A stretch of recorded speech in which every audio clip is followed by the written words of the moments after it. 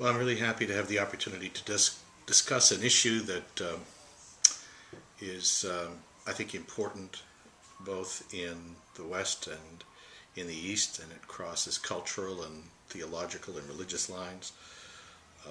And we're speaking about autism. And I think I should be clear that autism is something that my family lives with.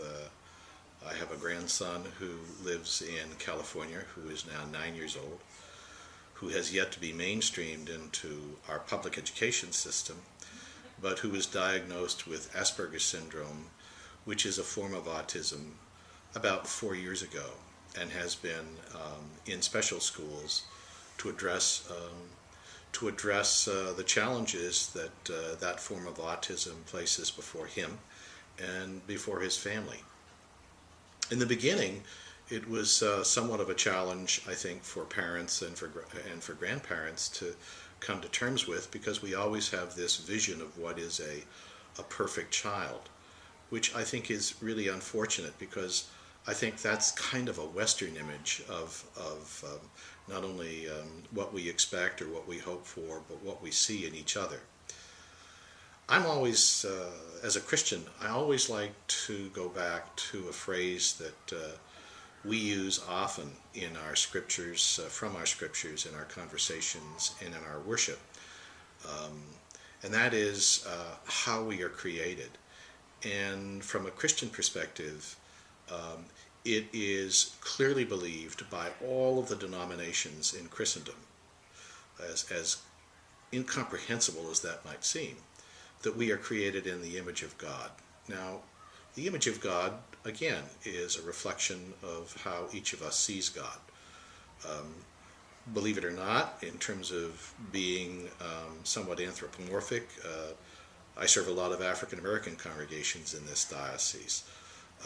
I serve congregations that are represented by many West Africans and representatives from the Caribbean Basin. So their image of God is a God of color. In the Middle East, when I visit my friends in the Diocese of Jerusalem, the image of God that's projected is a God, through Jesus anyway, who's projected as a Palestinian or an Arab Christian.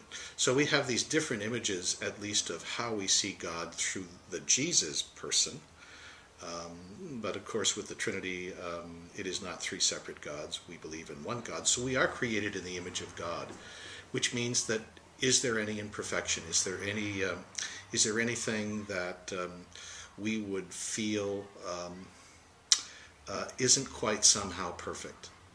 And I would have to say, when I look at my own grandson, that although autism has taken its toll on his ability to function well in a very large group setting, or where there's a lot of noise, he's been blessed in another way with a great gift for art. I mean, he can do things with clay and with paint, and works in ceramics at the young age that he is, in a way that I never could even dream of. All I can do is look at what he does and look at it in wonderment.